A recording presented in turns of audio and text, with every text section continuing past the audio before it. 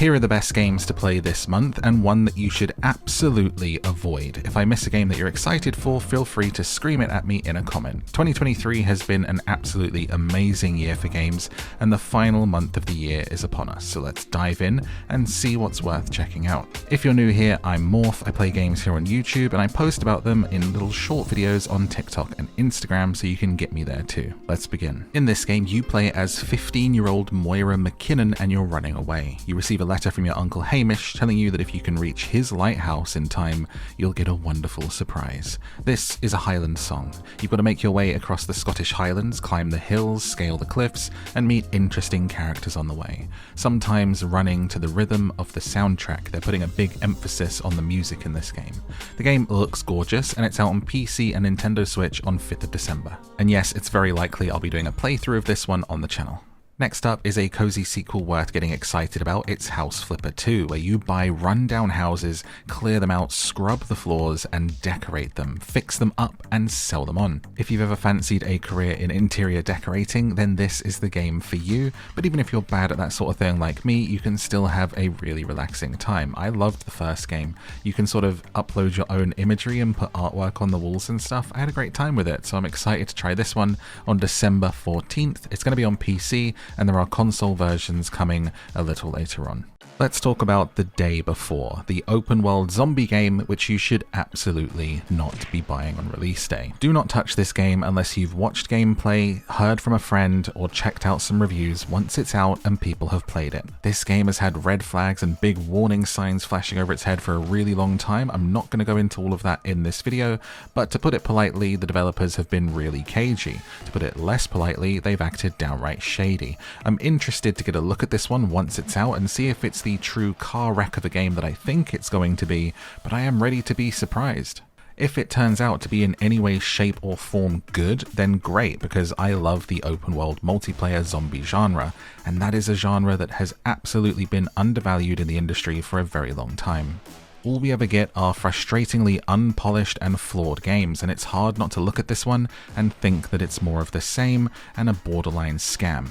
Speaking as someone who played the broken mess that was DayZ for years, and I used to make content in that game and stream it full time, I would love another game like that to come out and actually be polished, but I don't think this is going to be it, but we'll see. If you're hungry for another zombie game at the moment, there is a game called Nakwon Last Paradise that is currently having a test that you can play for free on Steam. I've covered that game in more depth here on YouTube Shorts, on Instagram, and on TikTok if you want to see more about that one. In short, it's a multiplayer PvPvE extraction game that is set in a zombie apocalypse in South Korea, and The Day Before is dropping into early access on December 7th.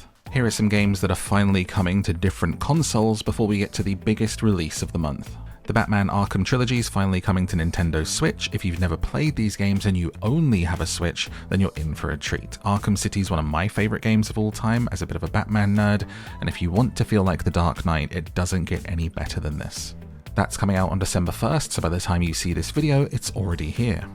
The Lord of the Rings Return to Moria is finally making its way to PlayStation 5. It's a Lord of the Rings multiplayer survival game. Think Valheim, but you're the dwarves from Middle-earth. Build a base, work through different levels of the mines, and retake Moria to find your riches. You'll face down dangers, collect resources, craft, build, and progress through the different biomes. I've posted about it and people have shared that they are having a good time playing it with friends, so if it's your kind of thing and you've got someone to play with, then check it out. And Baldur's Gate 3 is finally coming to Xbox. For all of you Xbox users out there, you're finally going to get to experience the best game of the year. This game is basically a Dungeons & Dragons campaign distilled into a video game form, so if you're one of these people like me that's always wanted to play D&D and hasn't had the friends, hasn't had the social group to do it, this is as close as you're going to get. If you'd rather go on that adventure with me as one of my companions, then check out the full playthrough on my channel, which I'm currently working through, and yes, more episodes are coming. We're about halfway through. Finally, the big release of December. On December 7th, Avatar: Frontiers of Pandora. I've been lucky enough to play this one early, so I know a little bit more about it, and I actually have a full preview on the channel, but let me break it down for you quickly here, and afterwards I'll tell you a little bit about all the backlash I've been getting for covering this game. Avatar: Frontiers of Pandora is a first-person action adventure. It's an open-world game, so you can go where you want, take side quests, level up skills, and create your own sort of playstyle, and go at your own pace. There is a main story to follow, there's items to collect, to craft, to eat, and so on. More exciting still is the fact that the whole game can be played co-op with a friend. So what's it about? You do create your own character, but your storyline is already written. You were abducted by the RDA, that's the humans, and trained to serve a purpose.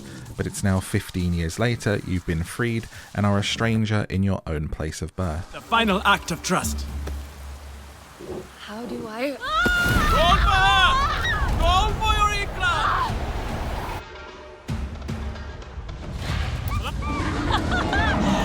Yes! We did it, girl! What I've played so far I've really enjoyed. Apparently having that opinion means I must be being paid to say it. People in the comments on my viral videos on this one really want to dunk on this game and have it be a flop, but honestly it's a decent open world experience. Is it the next Skyrim? No, it's not, but I had a good time flying my Ikran, stealthing into bases and taking out the RDA, and I'm looking forward to the launch on December 7th on PC and console. It's also worth pointing out that if I do get paid to promote something, I'm not going to say that it's the best game ever if it's not. It's actually written into the contract that they don't buy your opinion, they just buy the coverage. That brings us to the end of the best games to play this December, so which are you picking up, what are you disappointed by, and what did I miss? Let me know in a comment, hit like and subscribe for more, and I'll put my full Avatar preview and gameplay up on the screen right now if you want to see more of that, and a link to my favourite recent playthrough. I hope you'll join me for some more adventures in gaming in the future. You can find all of my links below the channel, including my podcast of bedtime stories. Until next time, have a beautiful rest of your day. Good night.